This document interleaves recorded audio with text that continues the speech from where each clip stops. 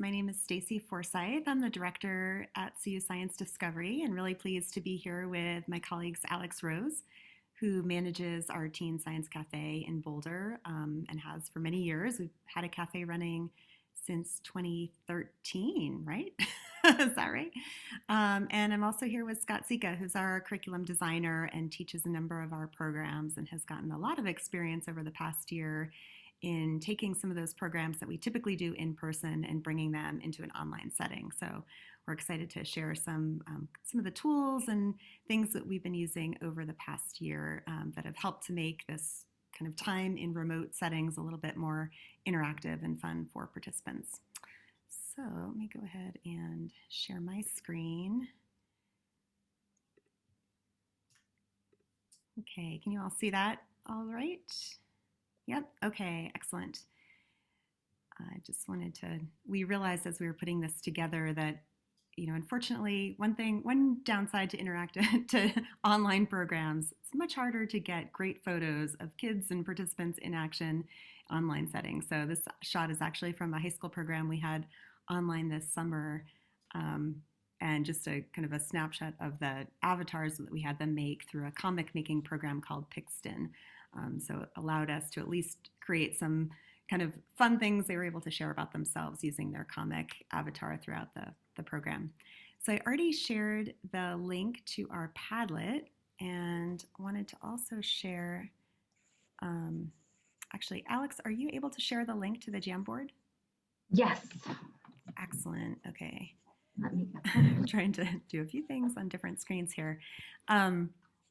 We wanted to just to kind of kick off and get a sense for where you all are from and where you're coming from, introduce a couple of tools that we found help to provide a little space online where participants in our programs can help share what they're doing and share where they're at. So just a couple of those tools. The first one that we put in there is a tool called Padlet. And this is, we see some of you all are, can you see my, did that shift to the map screen when I went there or no? Yes, it did. It did, excellent. Okay. Great, oh, this is good. Fun to see some of you putting your locations on the map here.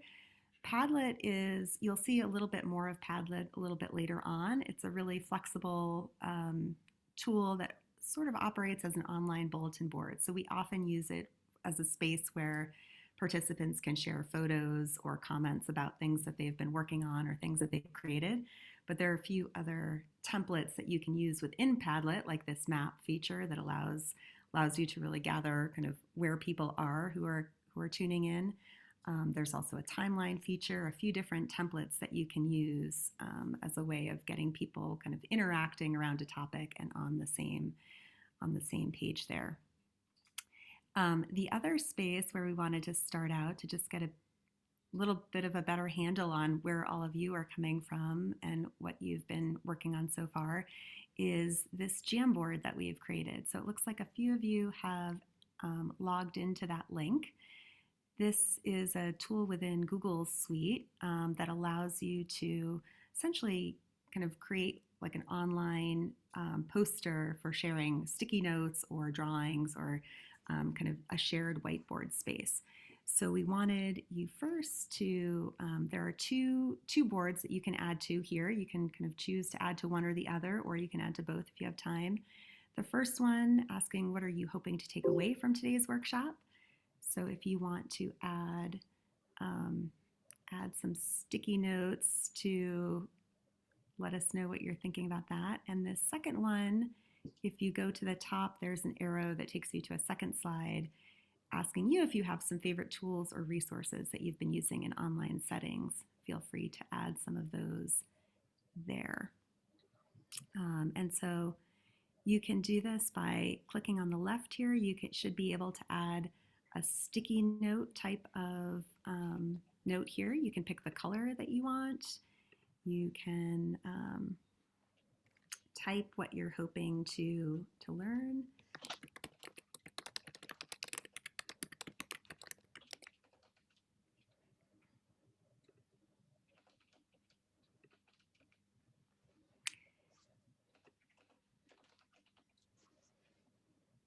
And the fun thing about this tool is it allows you to then, it creates this very visual space where people can add and contribute their own ideas, but then you can also move those around like if you were in an in-person event, moving sticky notes around, grouping things by theme. You can have people comment or add to other things. So you could use these other tools like a pen to add notes or comments on other things that other people are leaving here. So, all right, so building community online, engagement tools, ideas, new ideas for interactive cafes. Great, and it looks like in terms of favorite tools, we have some polling options, word cloud, Google Slides, Jamboards. Great. Whiteboard during Zoom meetings. Oh, Google Earth. Yeah, a lot of possibilities there. Great. Thanks for sharing those ideas. Feel free to come back to that if you think of other tools that you want others in the group to be aware of. Throughout today, we're going to be showing you a few different tools. We really want to just highlight some of the things that we've found have been useful in working with different audiences over the past year. And we don't have a whole lot of time, so we'll be going through some of those quickly, but just want to give you a taste of some of the different tools that are out there. And certainly welcome those of you who have found success doing online programs. Please feel free to share the tools that you've come across that have worked really well for you too, because we're hoping to learn a lot from you as well. All right, I am going to pass it over to Alex.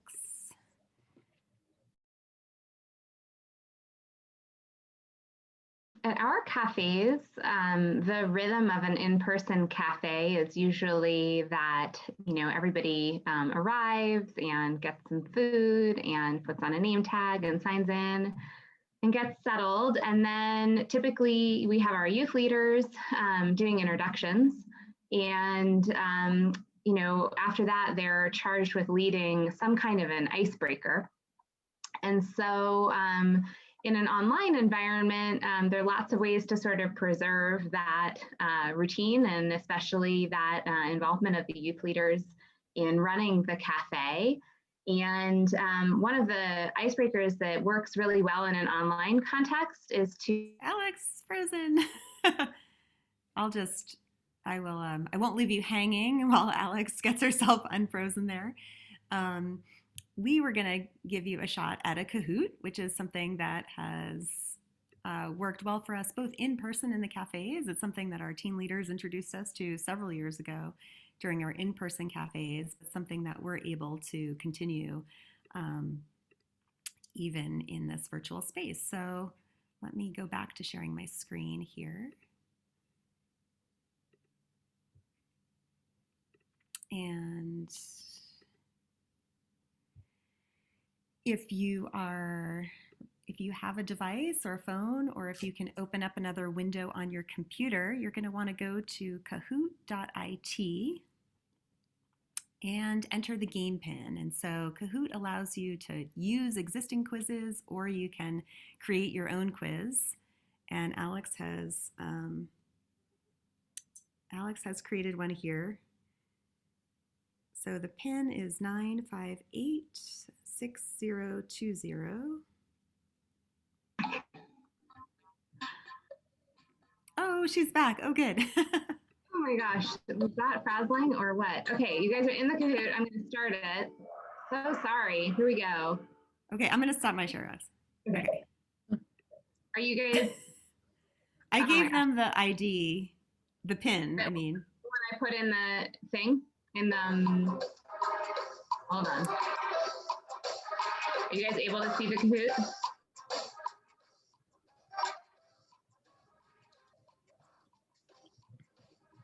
Yes, can you guys see the Kahoot? We can see the Kahoot, and we can also hear the music. Cool, okay, yes, excellent. All right, so congratulations, Lindsay.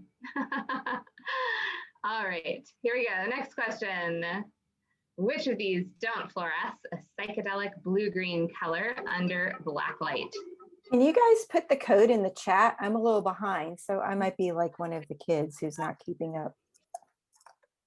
When I got mixed, hi Christine.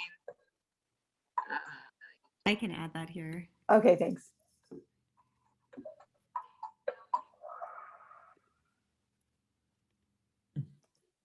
Cool, yes. The kangaroo. Oh, I want to play 9, 5, 8.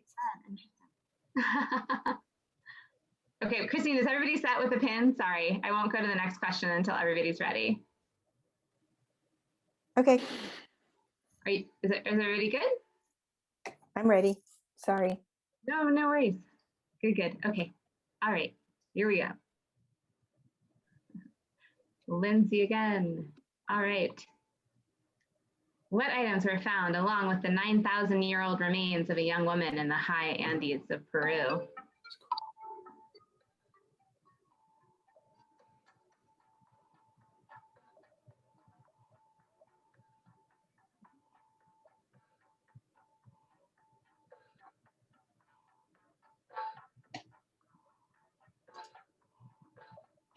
Okay.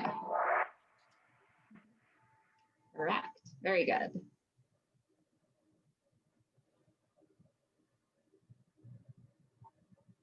All right. And second last, what did Earth Institute scientists discover underneath the ice of Northwest Greenland?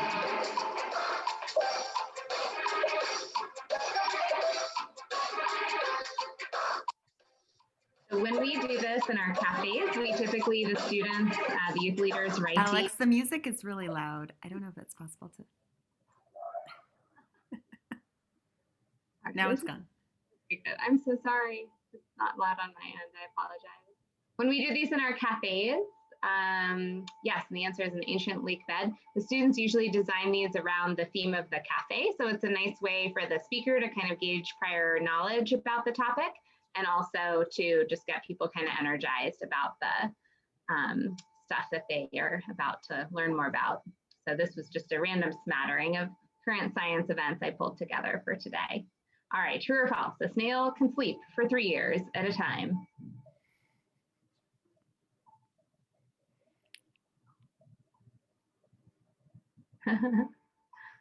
Yay. All right.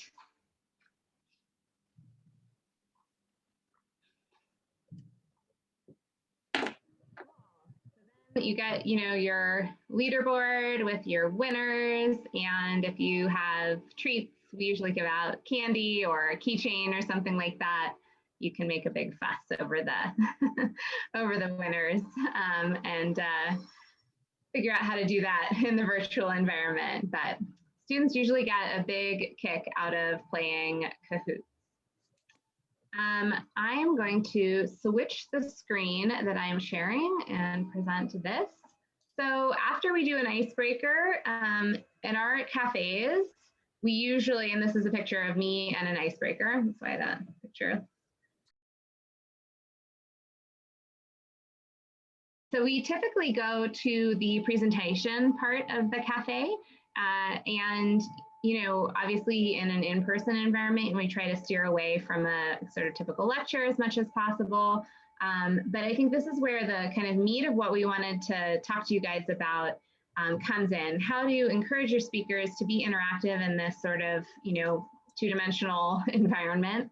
And also some ideas we'll go into after this for how to make the activities even possible online and how to make them engaging and interactive and fun as well. So we wanted to give you guys a sense of some of the tools that we use in science discovery for our teaching. Many of them may be familiar to you. We'll talk just quickly about how we actually use those things. So one of them, and this is a tool that is, I think, pretty common in the K-12 environment right now, is called Pear Deck. It is essentially a way of modifying PowerPoint or Google Slides to add in interactive slides. So students can take little multiple choice quizzes, they can draw graphs, they can sort materials.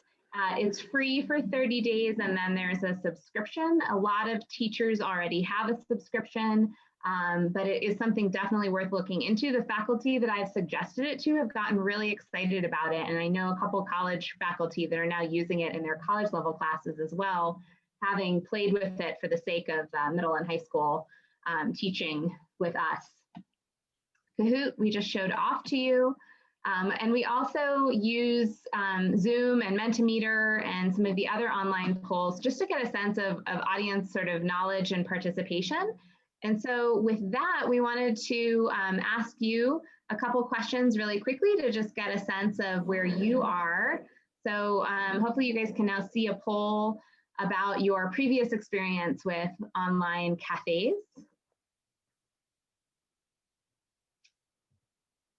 So take a second to fill that out. And these, again, if you have the right presenter, can be a really good tool for getting them to kind of adjust on the fly what they do. We also, in our in-person cafes, we use a whiteboard at the beginning of the cafe to sort of census students about what questions they have going into the cafe.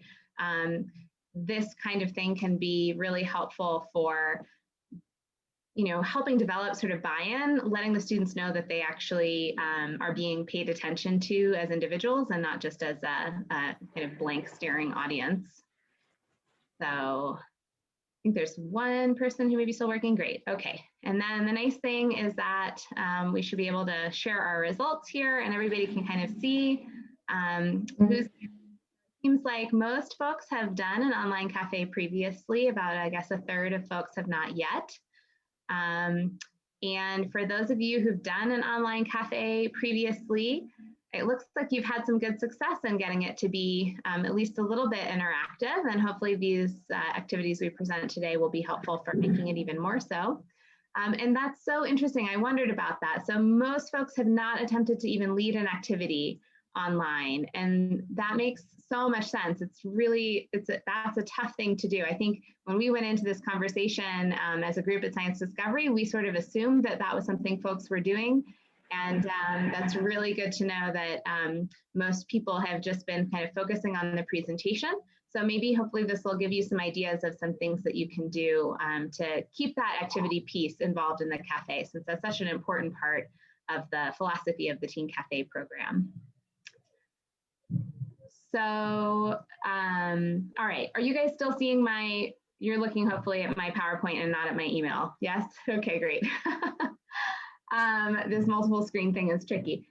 So, okay, so we've experienced the online polling and some ideas for how to use that. Another tool that we use a lot are breakout rooms for getting students to have some time to problem solve on their own. This comes into play a lot with some of our other cafes, especially where we're having them, or other teaching moments where we're having them work on building projects and problem solving, escape room kinds of things.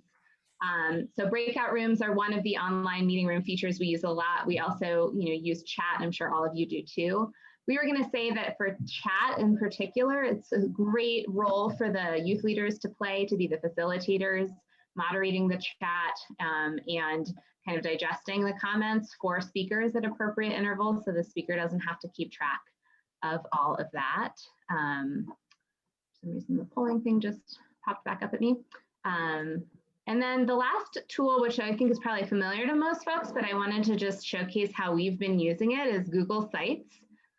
So for our work, we're frequently trying to give students access to a lot of different information, maybe some background about the speaker, maybe a list of materials that we would like them to collect beforehand, and then a bunch of different links for places where people can go. One of the things that's awkward about Zoom is that if you log in after the meeting has started, you don't always see the chats that came before. So being able to share links in another way besides the chat is really useful. And the same if you get kicked out of a meeting and you come back in, it's annoying, you can't go back in the chat history.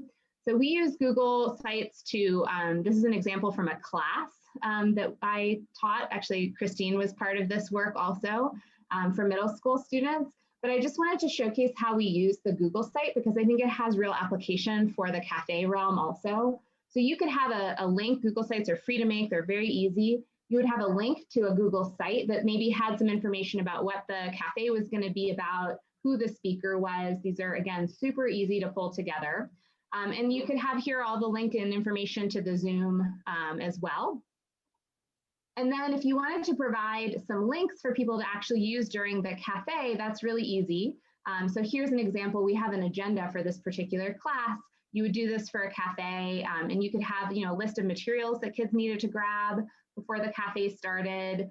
And then we have here a list of the activities that we did in this particular class. And you can see these different links here that take you to different places on the web. So that's a nice way to organize that. And then the students don't have to be like, frantically trying to figure out, where they're supposed to be when. Everything is neatly organized. And it's obviously a great way to share lots of nice pictures and additional resources so that the students can get the kind of most out of the scientists' research. And that's not being interactive per se, but it's a nice just sort of tip for making things run smoothly. So we're going to transition over now to talking about cafe activities. And for that, I'm going to pass the mic back over to Stacy. Stop sharing here. Oh, I was going to say you could keep sharing, but that's okay. I can I can share from here. Yes, the teams absolutely could build. Sorry, I'm just getting caught up on the chat here. Let me go back here while Stacy's getting caught up. So the teens, yes, would probably be using a combination of phones and computers. Honestly, I think, the expectation now is that every kid has some device. So, I think it's important to be thinking about making it as accessible as possible. And, for your area, I think it just depends. Like for us, some schools within our school district are not allowed to use Zoom, others are. So we do a lot of stuff on Google Meet as a result.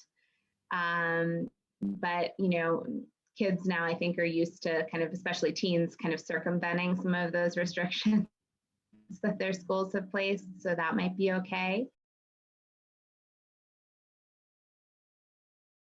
Okay, so just a couple of comments about cafe activities, especially since it sounds like a lot of you haven't tried yet to facilitate some online activities. And as we know from running these cafes in person, that often is a really key part of the cafe, giving teens really fun and collaborative time to explore the topic that the speaker is focused on. And so one thing that we're trying to do in a lot of our programs is really think about what kind of experience would we want the kids to engage in if we were in person, and are there ways that we can kind of find something online, either a kind of analogous activity at home that uses really limited materials that people are likely to have, or a digital interactive experience that gets at some of what we want to highlight. And so wanted to I included this photo here from one of our past cafes when we were in person, because a lot of times some of the best activities that we found worked really well to get the kids really engaged didn't have to be high materials, like super intensive activities. They just were really engaging prompts that got the kids working together in smaller groups.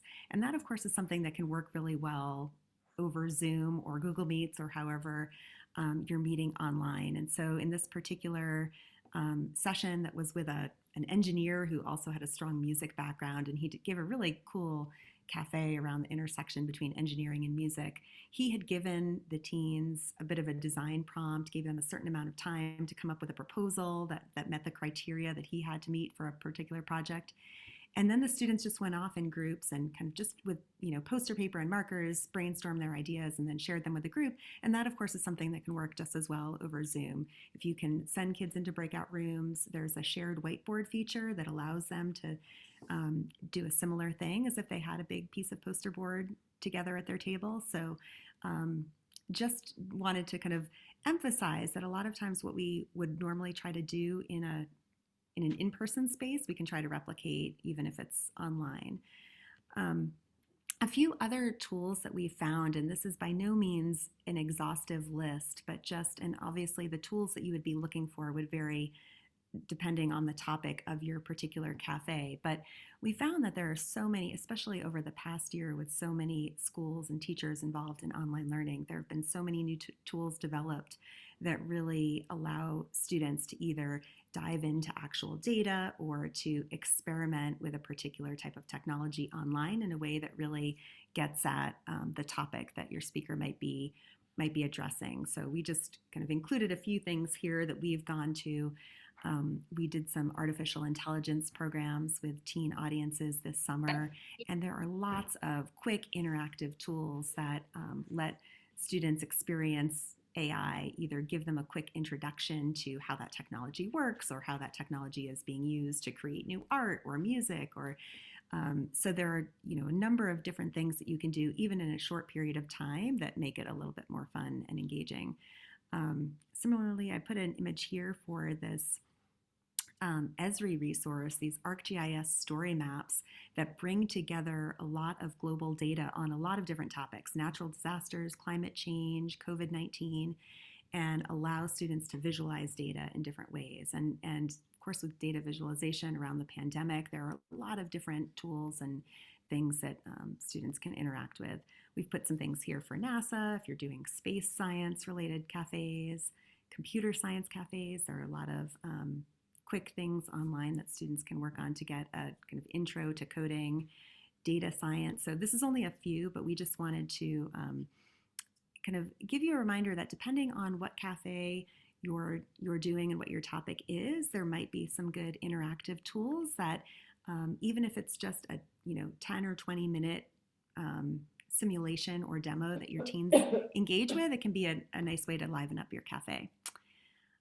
And Scott is going to talk about some more. Before you move on, never mind. Oh, sorry. I was going to say, before you move on to that slide would be a good one to screenshot. But I'm going to take over the screen share here, and I'm actually going to put something in the chat.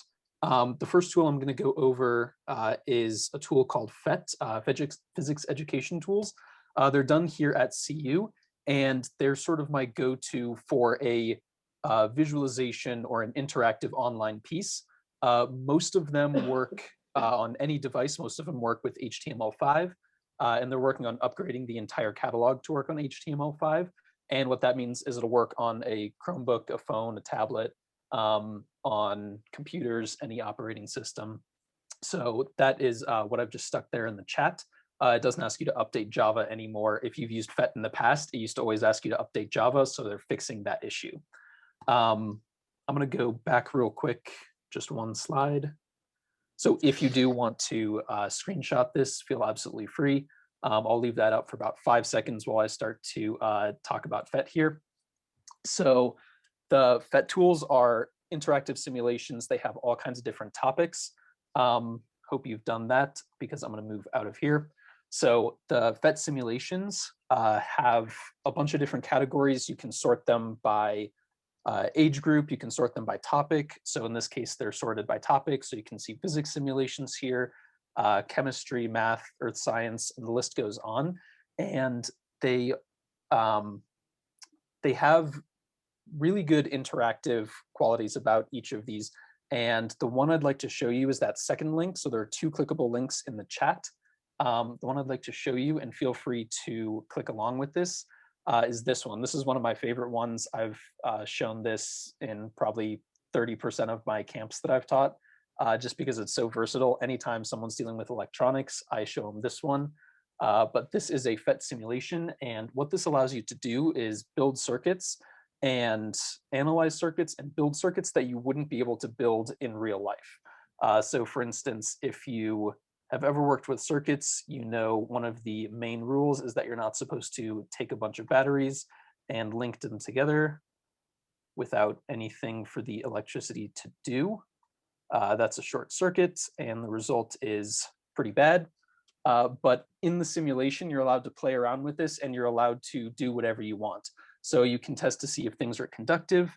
And while we're here, I actually encourage you to click that link. It's the second link, the long one in the chat. Feel free to navigate away from the screen share and try this out. I'm going to give us just like maybe 2 or 3 minutes to try it out.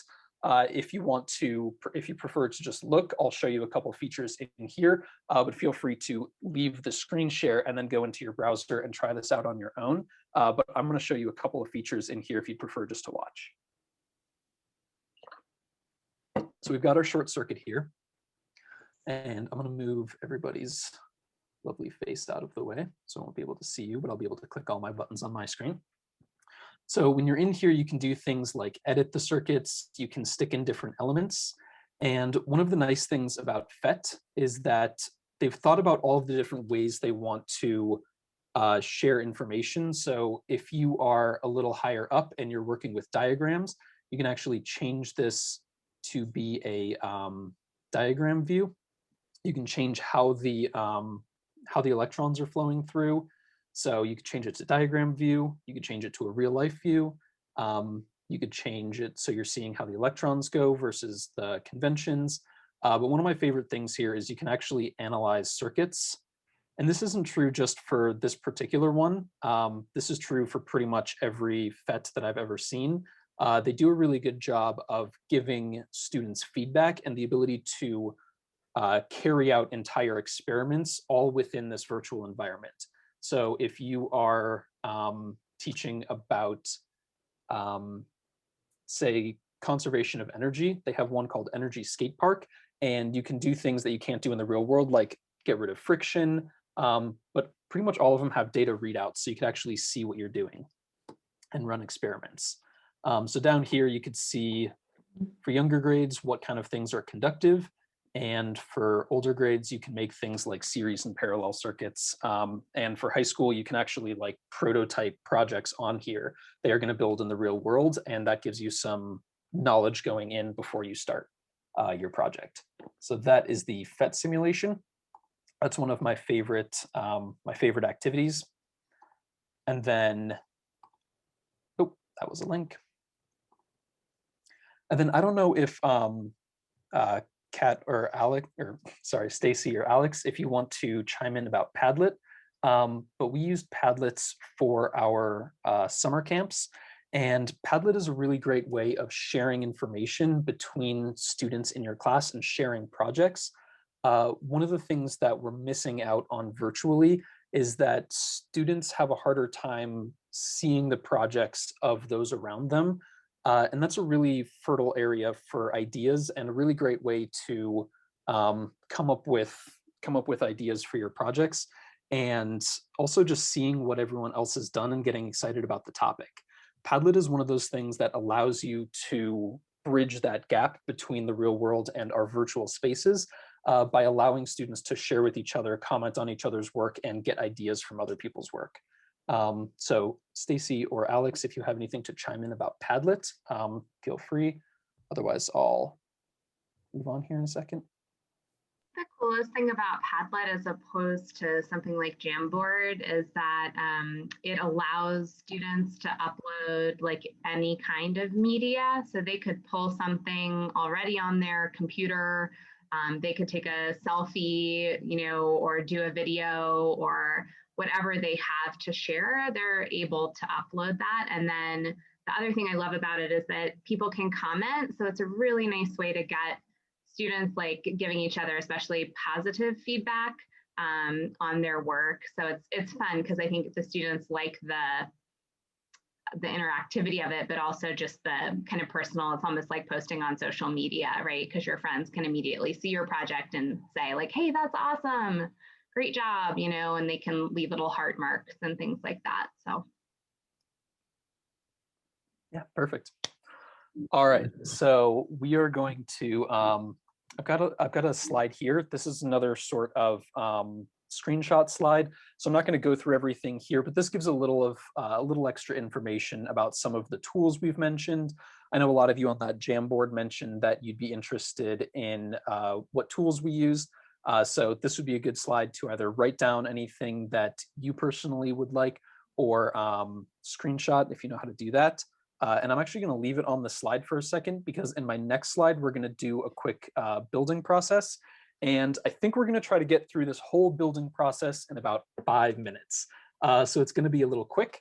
But in this case, I'm going to ask that if you have it, within about a 1-minute gathering, whether it's in your kitchen or in your recycle bin or something like that, I'm going to ask that you try to gather your pair of scissors and tape and 50 cents in quarters, and ideally thin cardboard, but you could also get away with thicker cardboard, or like manila folders work great for this. If you have a folder that you're sick of, you can get rid of it and use it for this. So I'm going to give us about 30 seconds a minute to leave our computers and gather materials, and then we'll move on to our quick build. I was just going to mention, while people are gathering their materials, it looks like there was a question in the chat about how to get teens talking to each other in a breakout room. And I think that is it's a really good question. I think it can be really variable how chatty they are in breakout rooms. I think for groups where, for our cafe, we definitely have had a lot of teens that come each month, a lot of regulars that have gotten to know each other. And I think in that case, if your cafe is one in which teens already have relationships and know other teens there, that helps a lot to spark that. Sometimes it is more awkward in groups where they might not know each other, or it might be slow to get going, but that's where having a prompt or having something that they're working on together, whether it's that there's a purpose for them breaking out into groups, and they might be either working on a collaborative design or something where they're being asked to share ideas about a specific prompt, really helps to get them started talking. And I think that the nice thing with breakout rooms is having those smaller number of participants in there, I think helps to prompt some students that might not feel comfortable speaking out in the full cafe or in a full class, feel a little bit more comfortable when that group is smaller. But I think it's a great idea to have team leaders in there facilitating conversation and helping, and that's a great role that they could potentially play there as well. And Scott, I don't know, Scott's worked a lot with younger kids and might have, although you worked with high school kids too, so you might have some good thoughts there about prompting discussion in breakout rooms too. Yeah, absolutely. I'm going to get into that. Actually, we have a whole slide dedicated to sort of engagement and connection, because that's one of the things that's really hard in virtual environments. So real quick, we have our materials. I'm going to go through this sort of lightning quick. Generally, for a build, I would probably devote a good 20 minutes for it at least.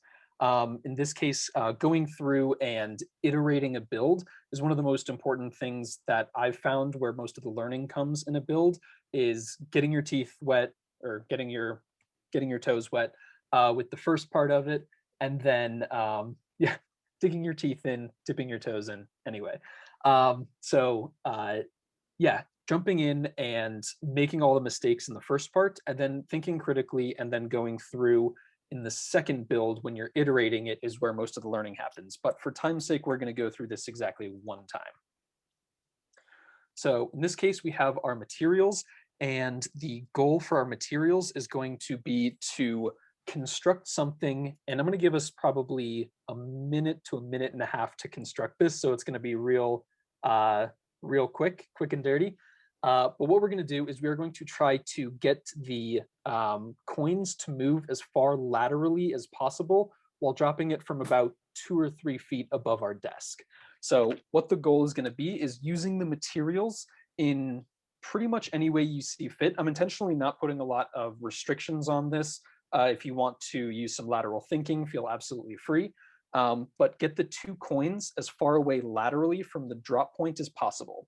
So by that, I mean, if you're dropping it here, the goal is to maximize the distance, either going to the right or to the left or forward and back.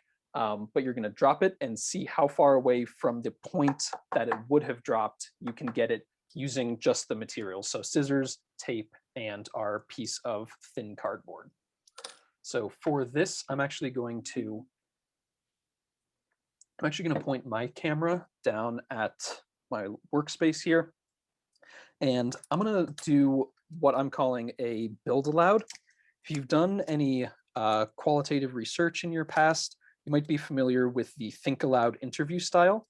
In this case, this is going to be a build aloud. So what I'm going to do is sort of vocalize my thought process as I go through this. I'm taking coins together so that I only have to deal with one set, because I don't want to have to like average things or anything like that. And I know paper airplanes are generally pretty good at lateral motion. So I think I'm going to try to just fold a crude paper airplane, and I'm going to see how that goes.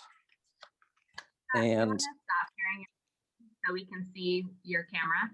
I do want to stop sharing my screen so you can see my camera. And then I'm actually gonna spotlight my camera here, so you should be able to see what I'm up to.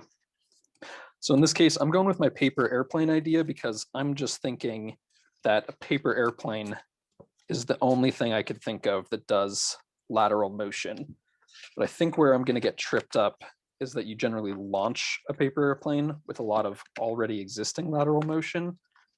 And I don't think 2 feet is going to be enough for the wings to really catch. But that's why it's a first prototype. So we'll see.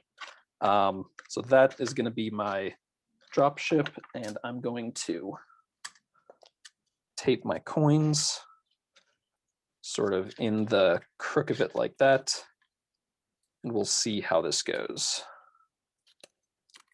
So that's my design. It took me about a minute to come up with and make. I'm curious to see if anybody else has been putting together a design. Did anybody else get one? Okay, perfect. So I see Lindsay, Christine. All right, so we're gonna do our test. I'm gonna unspotlight so we can see our speakers. All right, so everyone who did make one, we're gonna do our test. I'm gonna hold mine up and see how well this does. I don't have high hopes for my first attempt here. So it's about 2 feet above my desk right now, and I'm gonna drop it. I'm trying to get as far away from this point as possible. And I managed to get about 2 inches of lateral motion. So I think there's definitely room for improvement here. And in this case, if I iterated this, I would probably choose an entirely different design and encourage all of the attendees to not go with the paper airplane design, or at least try something else. But that's going to be our build process. And I'm going to go back to my screen share and share some of the facilitation tips for a design process. So first off, one of the most important things you could do for a build process is a follow-up. So without a follow-up, there's not a whole lot of educational value in just building something without spending the time to unpack it and think critically about what you learned, what the point of that was, and things like that. So in this case, some follow-up questions would be, why did one fall farther than the other? So sort of do a compare and contrast. And one of my favorite techniques for a follow-up is something called a think, pair, share. So in classes and in virtual spaces, a lot of times people are just raising their hands. And there's a certain type of person who's going to raise their hand and have thoughts to contribute right away. And there's another type of person who has things to contribute, but they're never going to be the person to just put their hand right up in the air. They're going to need a second to think about what they're going to say, plan it out, overcome a little bit of possible social anxiety, and just sort of collect their thoughts. So what the Think, Pair, Share does is it asks students to think on their own for 30 seconds to sort of corral their thoughts and arrange what they think. And then pair off. You could do this in breakout rooms and share their idea and hear another idea. And then by then they've sort of got a sense of what they want to contribute to the discussion. And then when the share comes, you're going to have a lot more nuanced ideas, and you're going to have ideas from people who aren't going to be the people who just shoot their hands up in the air, but they do have things to contribute. So think, pair, share is one of my favorite follow-up techniques for a build. This particular build had elements of physics, biomimicry, engineering, and it didn't require many materials. And for all these reasons, I think it's really helpful to add a build to a lesson. And then some of the facilitation techniques I would use, that build aloud process just allows you to fill the space a little bit, because a lot of times when somebody is, when a class is starting out a build, everyone's sort of in their own headspace and they're just focused on their own builds. And you can sort of get this like awkward quiet that comes over the Zoom meeting. So build aloud, either doing that as the instructor or facilitating students to share their thought processes out loud can really help. And it can also help bounce ideas around, which is again something that's harder to do virtually. So learning this build aloud technique and training students to sort of vocalize their ideas is going to help idea transfer from student to student.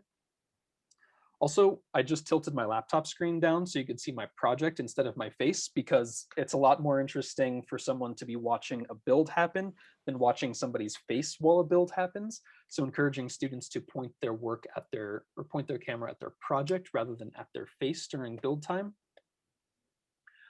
Just having mics off mute, depending on the size, this can be a good time for everyone to have their mics off mute. And that way, when they're building, they can just ask a question like they would in general.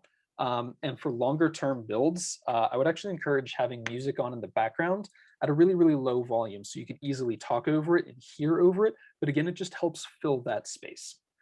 So those are my quick tips for facilitating build time. And I'm going to move into online engagement for just a couple bullet points here. So for online engagement, some of the things that have worked personally for me are including a hook or a hands-on component, or even something as simple as something unexpected or surprising right near the beginning of the workshop. And that's going to immediately engage students. If you start off with like roll call or something else, or a lot or too much admin, students sort of tune out early, and that sets the precedent for the rest of the whole Zoom meeting. So having something very engaging early on that they can be working through, even if it's something engaging and then you go through some of the admin stuff, so they can be cooking through that on the back burner while some of that admin stuff is going on, I find to be really, really helpful. Another one is creating moments of genuine connection. There are plenty of students who go through an entire day of online classes and they don't actually speak a word out loud over the course of the entire day, which isn't that natural, and it's something that we want to avoid when we're engaging them, especially outside of class time for something they're volunteering for. So a moment of genuine connection would be just reaching out and asking each student, and you may even ritualize this with a roster and cross their names off as you go to make sure that you're having some moment of connection, whether it's personal or educational, with each student on the list, just so that every student has that connection over the course of the class. Another thing is enthusiasm. Students will rise up to the enthusiasm of the instructor, but will rarely rise beyond the level of enthusiasm of the instructor. So as the instructor, you have to be the most engaged, the most enthusiastic, the person who's with it and in there, because that's going to help them rise up to that level. And no one's really going to engage to a point past where the instructor is. So setting a high tone is helpful for engagement. And then one of the best things that I picked up over a summer of online learning is my simple method for reconnecting disengaged learners. Because you're competing with the entire internet instead of whatever's going on in the hallway or whatever's going on outside the window, it's pretty easy for a student to get disengaged. And a really good way to reconnect disengaged learners is anytime there's a question. I know that I've been in classes and asked a question and just gotten total silence and nobody seems to have any thoughts on it. And I realized part of the reason for that is they're disengaged. And if you take a moment to go through this process of asking a question, when you get that like weird silence, you can wait for a second. People might be chewing on some responses, but then rephrase the question. You can pretty much ask the exact same question, but when students hear that silence, then they realize, okay, something, like I was being asked for something and I don't remember what it was. So they're just sitting there. But if you rephrase it, that allows them that point of reconnection back into what you're talking about. So ask, wait, rephrase is something that I found really helpful for reconnecting disengaged learners. Great. So we've been mainly talking about just ways to incorporate some additional activities and interactivity into our kind of typical cafe format. But we also wanted to mention a couple of other things that have worked well for us online that you might want to consider as a way of doing something a little bit different. I know that when Alex met with our teen leaders this fall to think about what our cafe might look like, we had a lot of resistance, I think, just to the idea of continuing cafes virtually, mainly because teens are just doing so much online right now. Not only their regular school, but also most of their after school activities that have also shifted to online. They're just spending a lot of time. And so trying to think about doing one more thing online was not super appealing. But one thing that did excite them and interest them was this idea of thinking about maybe doing some kind of shared watching or screening of either a TV show or a film that had a STEM connection, and then either bringing in speakers that connected to that topic, or where you're just having a group discussion related to that particular thing that you just watched together. And so just wanted to mention that as a possible thing that might work well for a cafe. We did a really successful online screening of the movie The Social Dilemma. They're actually screening that on Netflix and encouraging people to host screenings. So there was no limit to kind of licensing or no fees or restrictions on allowing us to do that. And in fact, they actually have a lot of great resources on their website that if you want to do a screening, they have some really good resources about what kind of online tools work well to do that. We just use Zoom and it worked fine, but there are a number of other hosting sites that you can do similar types of things. We put in a few other possible films that you might want to consider. Did I share Netflix through Zoom? Yes, we did. And that was with permission from the Social Dilemma. I think you would want to check around permissions for certain films. Not all films might be available in that way, but the Social Dilemma, they were actually encouraging people to do that. So there's a way to register on their site if you're interested in hosting a screening. They also have a lot of really good resources, including potential discussion questions, short excerpts from the movie if you just want to show some short clips rather than the whole film. We were really lucky. The woman there in the image, she's actually the executive producer of the film, but she's also an alum of our program. So we were really fortunate to have Larissa come and join us for a Q&A after the film, which was really fun. But there are several great films that we think work well for this, and I want to share one quick link in the chat here. Our friends at UT Austin are actually hosting a series of film screenings this week through March 7th. This is in connection with Engineering Week. And right now you can screen for free several of the movies that are on that list, including Picture a Scientist, which addresses gender discrimination and sexual harassment in science. Very strong film and really well done. They're also having a related event as a follow-up to that film later in March, where they're going to be featuring several of the scientists featured in the film in a virtual panel. Coded Bias is a movie coming out from PBS, and that's also part of the Texas screening right now that deals with gender and racial bias in algorithms, particularly with facial recognition systems. So also a really current and very important topic and a really well done documentary. So I wanted to mention those as one possibility. And one final idea, we've also had a lot of luck doing online escape rooms. Escape rooms are really fun and collaborative.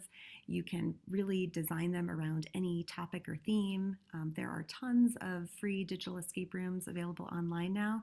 You can just do a Google search to look for some, especially to look for things that are appropriate for teens. A number of public libraries have designed their own.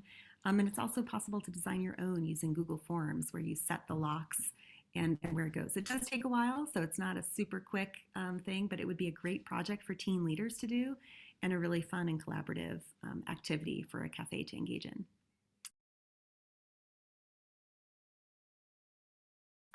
So I know we went a little bit over time, but we'd love to hear if people have time or if they have ideas of things that have worked well for them. Please feel free to share.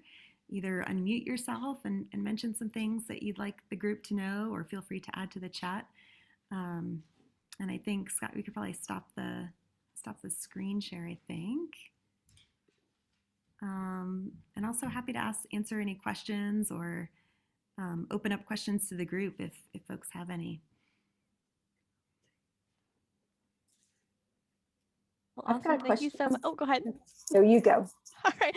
I was going to share one thing about the escape rooms. We've had a lot of luck of finding things on the website called Teachers Pay Teachers. So that's another fun resource that, especially with Icebreakers and with Google Slides, that way I can just go on and then maybe download it. It might be free. There might be really low cost. So that's just another fun resource. But yeah, thank you. This is great. Thank you. Christine, did you have a question too? Yeah, Or thanks. a resource to share? No, I had a question. This has been really great. I wondered if you guys had any suggestions for coaching speakers, if you've had any scientists or speakers, just, I mean, anything off the top of your head to, I know that they're often now teaching in virtual, but working with teams in a virtual setting. I'm going to pass that to Alex, I think, because Alex did a big series last fall and working with a number of scientists and helping them to prepare some resources to share their work. Yeah, we. Oh, Alex, you're okay. Can you hear me? Yeah. I was thinking also about the stuff I did with you, Christine, with working with Rachel. And I think that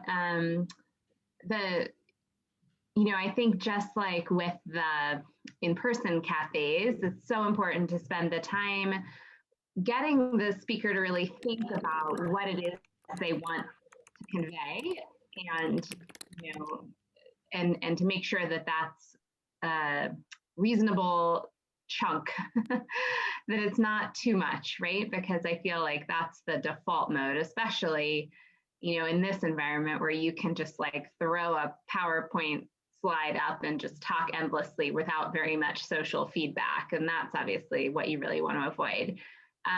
We taught our science communication portal to the public class online this fall. So we worked with a variety of faculty around that.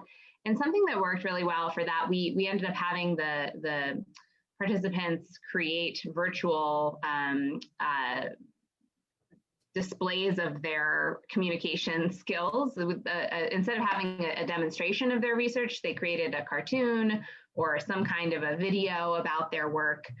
And I would say it was really positive just introducing the speakers to, in this case, the speakers, in that case, the scientists, to these different tools really sparked their imagination and inspired them, I think, to communicate in a different way than they would have previously. So things like Procreate, which is a really, really easy to use, but very sophisticated drawing program that you can get for the iPad. Flip-a-Grid is a different online program, and just encouraging them to like think about how could you communicate your work in a cartoon instead of just you're talking about it. If they have time and are playful enough, that might be something that really helps. But then with Rachel Morgan-Kish, who's an Antarctic biologist who studies like pretty dry stuff, she's working on like protists and lakes. Like it's not a real easy to relate to thing for a middle school student. She got really into that Pear Deck program. And that alone, like I think was a really great tool for her to think about, not just how could I show a graph of how these creatures change in their abundance with the depth of these lakes, but like how could I get the students to help me derive that pattern? So I think sometimes these interactive tools can just really like introducing them early in your conversation and making some expectation that you have that they're going to actually use them, I think might really force them to think creatively and start on their own to come up with stuff that isn't just the normal kind of forward-facing lecture. So Thanks. I don't have a magic bullet, but that's where I'd start. And I think that really just defining the limit, just really making sure that they're not going to give an entire hour-long lecture just because it's an hour-long cafe, just like. Yeah, I would think that would be really important. We often, in person really, right, try to limit the science portion to a 20-minute, and that's hard enough for the scientists to really, but that's got to be even more important online. Exactly.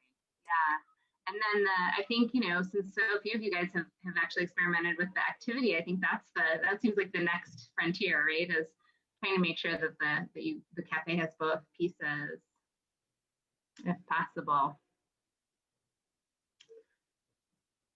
Christine, this is Sarita. I know that something that we've done with ours as well is to have them review. How are you? Have them review, like our students, the leadership team can kind of review their presentation if they're open to it. Some of them, we try to prepare them as far as expectations, both in face and then online, so they know what they're getting into. So, so we do request that we see your presentation, because I know in the beginning when we didn't have a leadership team, I kind of reviewed it and like, this is not really going to work. If they have to feel comfortable with me telling them that, you know, you're not presenting at a scientific conference, and so the things that you think might be important are not going to stick with them, and they're not. And a lot of them were really open to that when we were up front, because they want to communicate their work. They want, and the practice that they have with middle and high school students is a great practice to present to managers, because the level is pretty similar of understanding science. So we kind of throw that in there. I'm like, okay, I worked at an aquarium and we wrote for a 5th grade level. So when you're doing this, it's going to be really, if you're talking to other people and other professionals, but put it in a way that's communicable, and then also give them an action item. I always made them have some kind of action that the students can take to be involved in their work somehow, even if it's, something really, really simple. But I loved, Alex, I saw you, I loved your class. I was in there, I sat through the presentations for your students, and I loved them all. Like, they were awesome. I had on my to-do list to circle back with you and see how we can collaborate more. Awesome.